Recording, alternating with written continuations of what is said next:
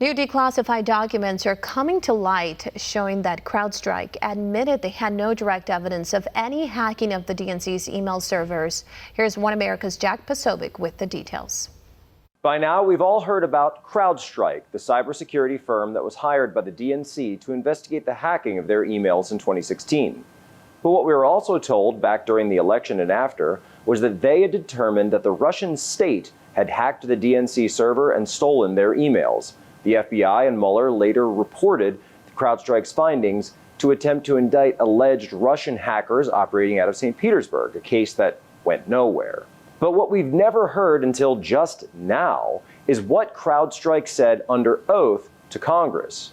Apparently, when the threat of perjury is on the table, people are a bit more careful with their words. And it's no wonder that Adam Schiff fought the release of these transcripts, because in December 2017, the president of CrowdStrike, Sean Henry, admitted to the House Intelligence Committee that his firm was unable to obtain any concrete evidence that Russian hackers actually stole the emails from the DNC. For years, this narrative was treated as unquestionable in Washington, and to do so would garner massive criticism. But let's see what CrowdStrike said under oath. And I'm going to read you CrowdStrike's own words so no one can accuse me of putting spin on it.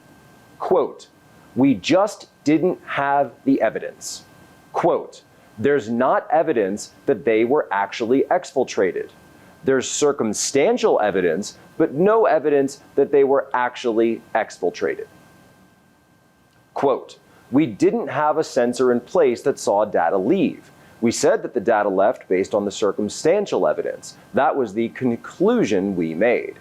In an article for Real Clear Investigations, Aaron Mate points out that Congressman Chris Stewart of Utah drilled down on how the Russian hackers could have stolen the emails if there was no evidence of the data being exfiltrated. CrowdStrike's president replied, "Well, there would be ways to copy it. You could take screenshots."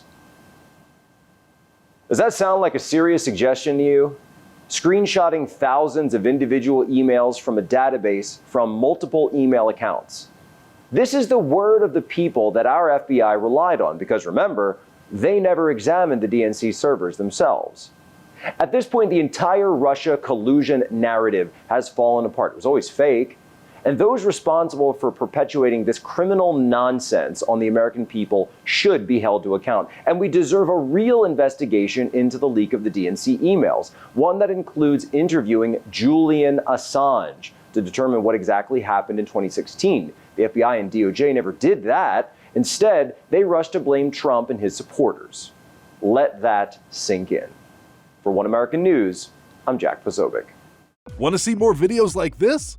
Click on the link below and subscribe to One American News on YouTube, and call your cable provider and kindly demand that One American News is added to your lineup. Call and subscribe today.